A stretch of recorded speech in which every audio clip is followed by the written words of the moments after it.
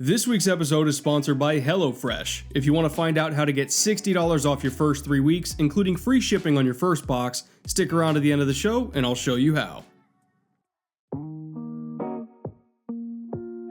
One of the rarest commodities in football is the elite do-it-all safety, a true superstar that isn't just great when he's deep in center field or in man coverage in the slot or as a run defender or blitzer in the box, but someone who's elite at all of those things. The Jets happened to get very lucky a few years ago and drafted one of those ultra-rare safeties when they selected Jamal Adams in 2017, and for a time at least, that pick seemed to be a huge hit. But now, just a few years later, for whatever reason, that relationship with their young superstar seems to have soured, and it might not even be salvageable anymore. I won't get into why Adams and the Jets seem destined to split, because honestly, I don't think anyone knows all of the actual details besides the Jets and Adams himself. But what I can speak on is this. Jamal Adams is one of the 10 best players in the National Football League today, and I would argue that he's almost irreplaceable in this defense. Whatever the Jets have to do to fix this situation, they've got to do it, because if they let Adams walk out that door this offseason, even if they get multiple high picks out of it, they'll probably never get another safety like him again. Everywhere Jamal lines up, the gangrene defense gets better, and I mean significantly better. Per our favorite analytics site, Sports Info Solutions, when he's lined up at safety or cornerback, their yards per attempt allowed and their completion percentage allowed drops like a rock. When he's at linebacker, their overall tackle for loss rates for the whole defense and their yards per carry allowed also plummet to ridiculously low averages, and even when he lines up on the edge, the Jets' pressure rates go up. He's not just a safety, he's a defensive superweapon that can line up everywhere and impact the game from anywhere. Whatever price you're willing to pay, and yes, I'm talking to you fans of other teams that want to trade for him, the price that you're willing to pay is probably not high enough.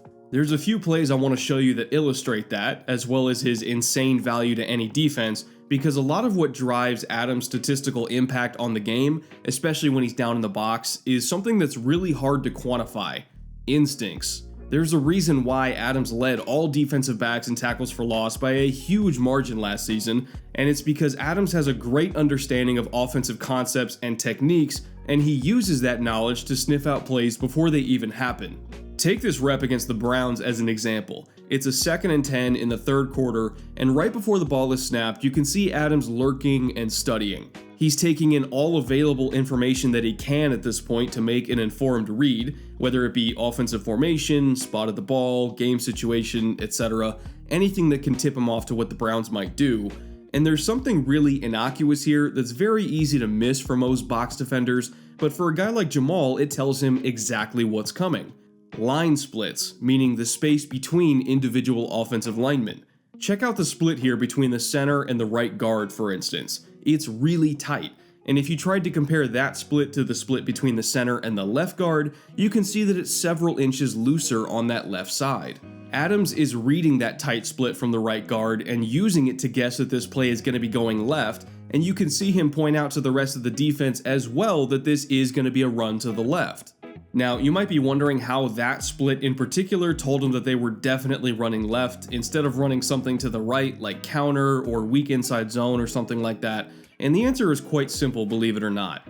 Most guards, if they're lined up on the backside of what's called a pin and pull zone run, which this one is, they have one job and one job only, and that's to reach block around the nose tackle and seal him out of the front side of the play.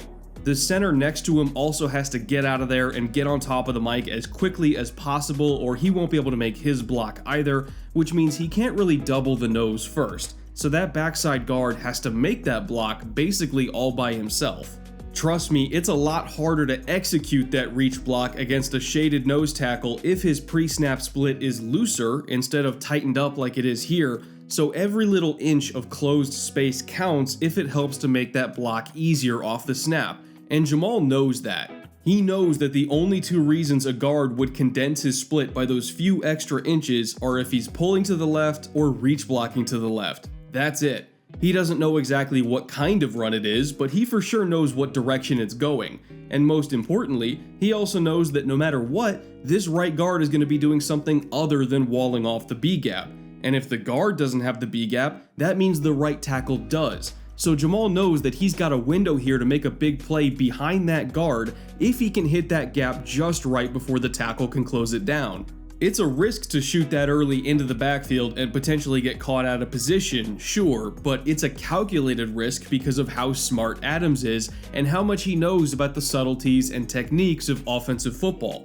You don't make this kind of play without being able to read offensive linemen really well and having faith in that knowledge, and Adams makes plays exactly like that one every single game because of that knowledge.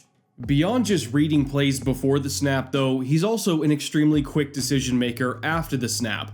A lot of Adams' pass rushing productivity came on single high pressure looks where he was given the freedom by defensive coordinator Gregg Williams to basically do what's called green dogging. That's when the man that you were supposed to cover, which for Adams in most cases is the tight end, is blocking instead of running a route.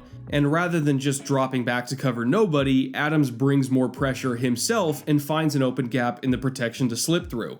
He did that a lot last season with great efficiency, and by the end of the year he developed a bit of a reputation for bringing pressure at every possible opportunity, and especially when his man had a blocking assignment instead of a route.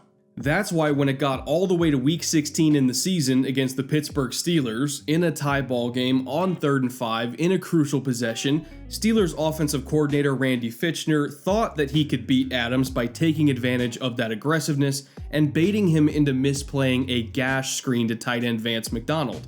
Watch how this play develops from the end zone angle.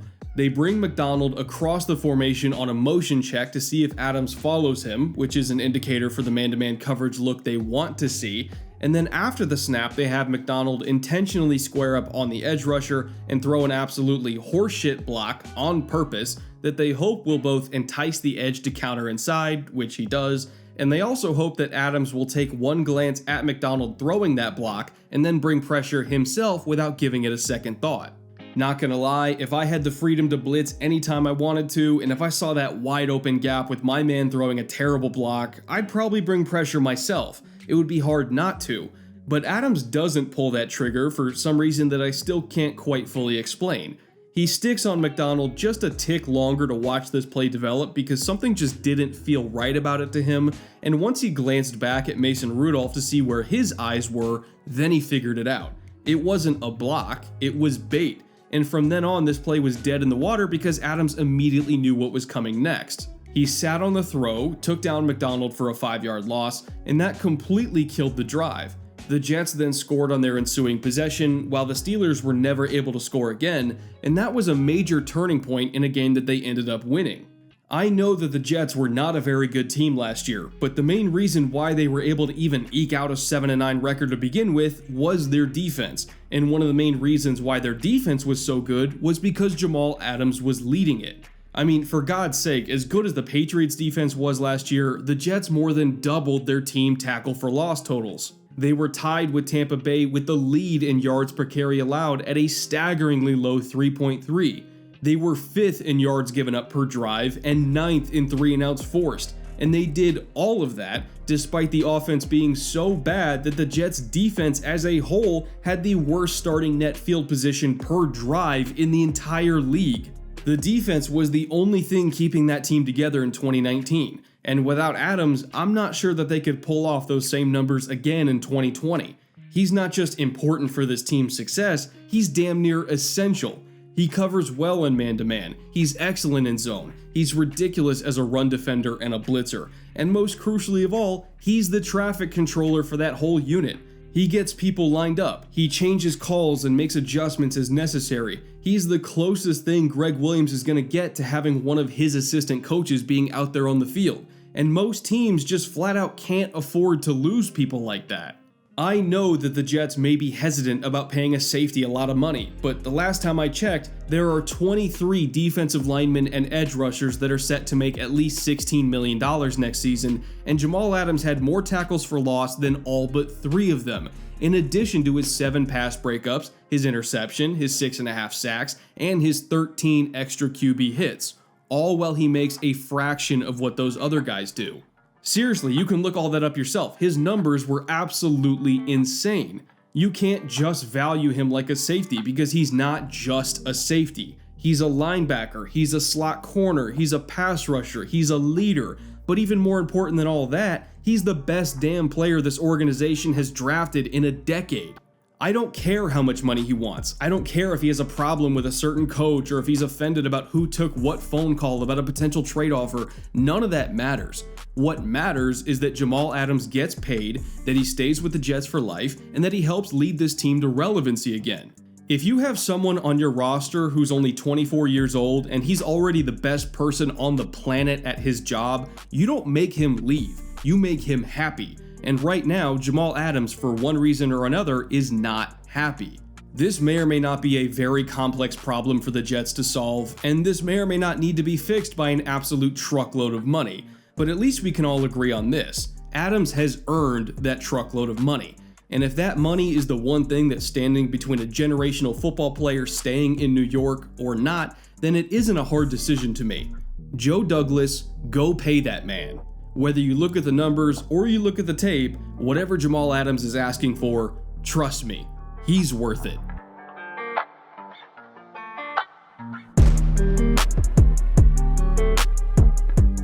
Thank you so much for watching this week's episode, and again, thank you to our sponsor for this week, HelloFresh. Obviously, eating home-cooked meals has become a lot more prevalent these days instead of going out, and HelloFresh has been clutch for me and my wife over the last few months so that we could get delicious recipes and ingredients delivered right to our door. Every single delivery gives us something new that we've never had before, and every meal that we've had from HelloFresh has been, without fail, extremely tasty. One of the recipes they just sent me this week was for a roasted Parmesan crusted chicken with a creamy lemon tomato pasta on the side, and it was awesome. I like Parmesan chicken, but I never actually made it myself before at home, which I know, shocker, because I cook so much as it is, but the recipe card was super easy to follow. It only took about 25 minutes to do from start to finish, and it was a perfect meal that I could enjoy with my wife over a nice bottle of wine. It's really easy to make these meals, even if you're brand new to cooking, and keep in mind that there are tons of chef-curated recipes for you to choose from every single week on HelloFresh, just so that you can learn how to cook as many different types of food as possible. And on average, HelloFresh customers save 28% in cost compared to going to their local grocery stores to buy the same ingredients to make the same dishes. Plus, because each meal is portioned out perfectly, you're not going to be buying a bunch of extra food that ends up going to waste, so HelloFresh is more sustainable as well. For someone like me that works 60 plus hours a week and doesn't have the time or energy to shop or cook on some nights, HelloFresh has been amazing, and I know that you would love them too. There's a reason why they're the #1 meal kit in America by far, so if you want to try them out for yourself just to get a taste of how convenient and easy they'll make your life, please check them out at HelloFresh.com at the link in the description below, and use my promo code FILMROOM60 to get $60 off your first 3 weeks, including free shipping on your first box with purchase. Go to HelloFresh.com to redeem and for more details. Again, thank you to HelloFresh for sponsoring us. And as for me and channel news before I wrap this up, I just want to let you know that we're almost done with our draft recap series over on the Bootleg Football Podcast. We've only got one more division to go after today, so check out the 2 most recent episodes on the NFC South and AFC West. And I will also have another Film Room episode launching on Tuesday morning, or probably around Tuesday midday, more realistically, on this channel. So we've got a lot of stuff coming your way soon. Also, I started that second channel solely for the Bootleg Football Podcast as well. That's going to have some extra content thrown up there eventually. Not sure when, but eventually. We're kind of working out the technical details, so check that out. Subscribe to it, check out the pod, and yeah, I'll be back early next week with another Film Room. And until then, later.